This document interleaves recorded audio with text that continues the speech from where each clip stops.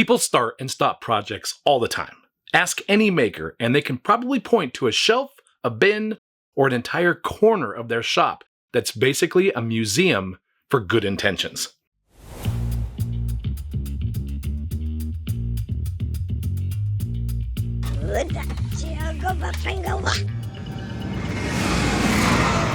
Half-built ideas, experiments that went sideways, ambitious plans that simply ran out of steam. But starting over on a project you've already finished, that's different. That's harder to deal with. Yeah, this is going to be interesting.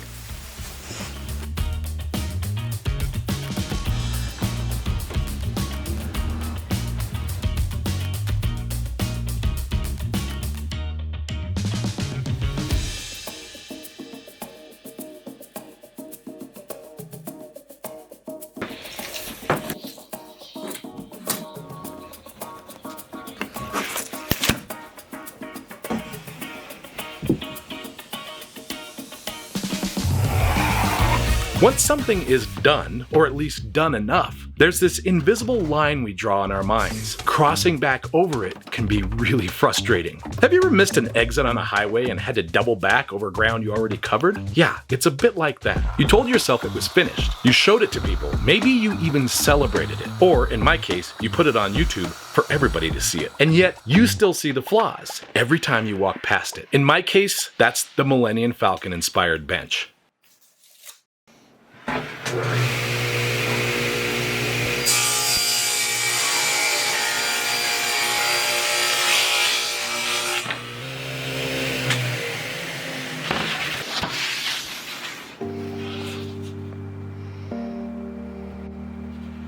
For a while, I treated parts of it as finished, even though deep down I knew it wasn't anywhere near the quality I actually want it to be in this room. I lived in this weird in-between space, not bad enough to tear out, but not good enough to be proud of. There were plenty of reasons it turned out this way. I rushed certain parts. I didn't have the same skill set I have now. And honestly, the biggest issue is that I never truly designed it from beginning to end. I just started building and told myself that I'd figure it out along the way.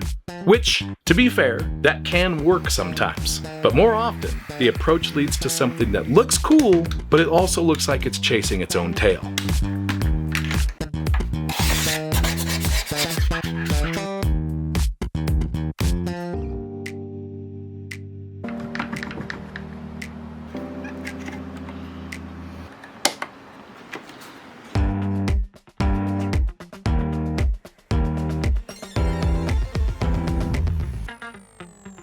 The result? Not a disaster, but not satisfying either. Not intentional, not meant. So that brings us back to starting over. When you've got a long list of unfinished projects, it's easy to just keep moving forward, to say, I'll circle back later.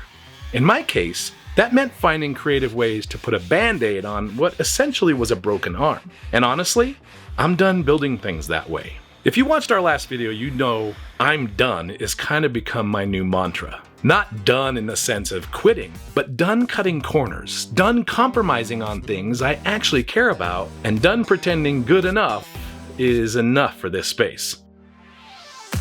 But here's the real question. When do you give yourself permission to start over on something? This isn't a universal answer. For some people, it's when something fundamentally doesn't work. For others, it's when they've grown as a maker and can clearly see how they can do it better. For me, it was the moment I realized that every time I looked at this bench, I didn't feel pride, I felt tension. It's like an itch I couldn't scratch. That's when I knew patching it wasn't going to cut it. I needed to reset. And that's what you're seeing here. Not destruction, but revision. Not failure, but evolution.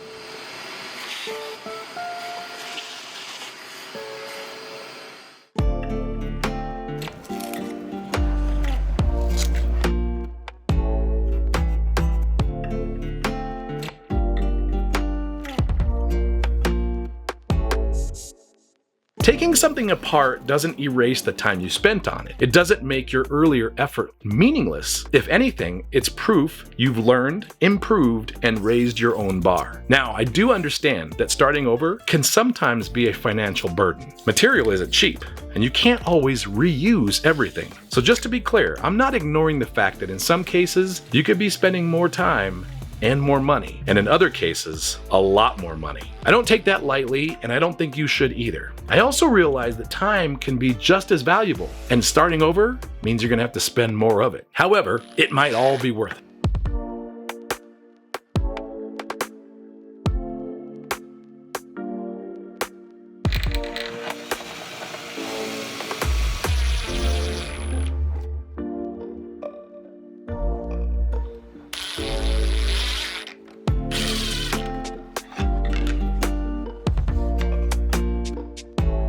Okay, so I've got these 3D prints here. And as you know, if you've done anything with FDM printing, you obviously get these lines. You can hear them. And so we want to get rid of those layer lines.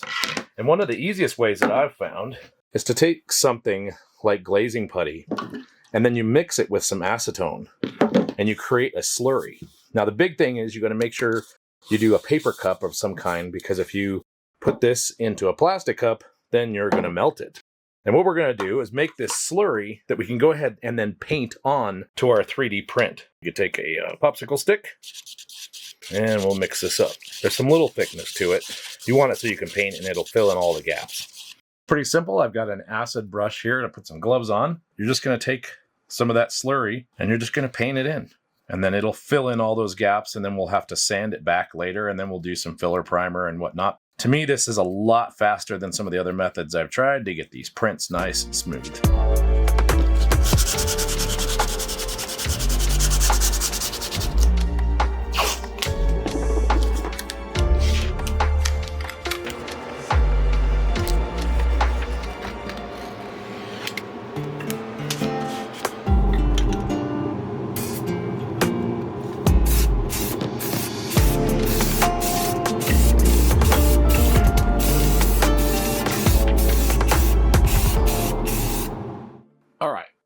We need to take care of all the recessed details, but in order to do that, we need to kind of get an idea of what the exterior is going to look like. So here we go. We build a lot of things, and sometimes we don't use them the way we should. So this was a flux capacitor built for Millennium Falcon on the challenge we did. This seems like a perfect fit for this project. And now that we're going that route, I think we're just going to try a whole bunch of stuff, and I'm going to record it all, and then we'll see what happens.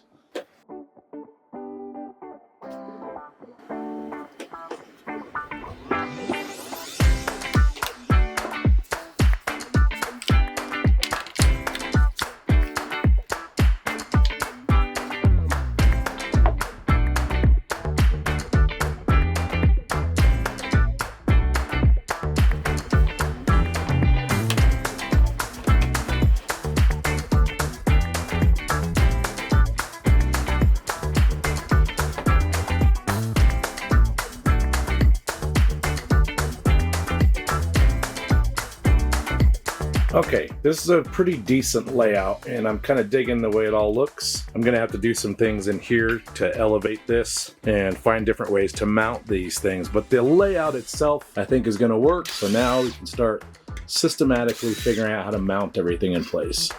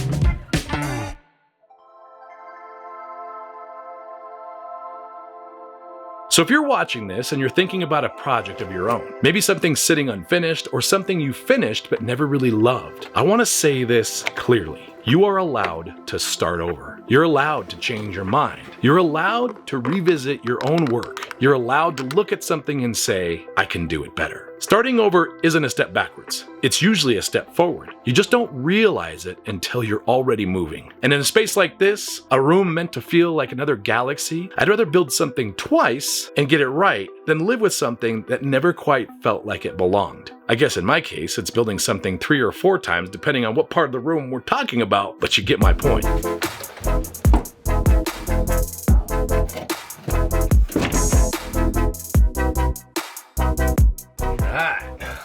Sweet, huh? That looks awesome. That was way harder than it was supposed to be. Okay, I need another hole, it looks like. We're done.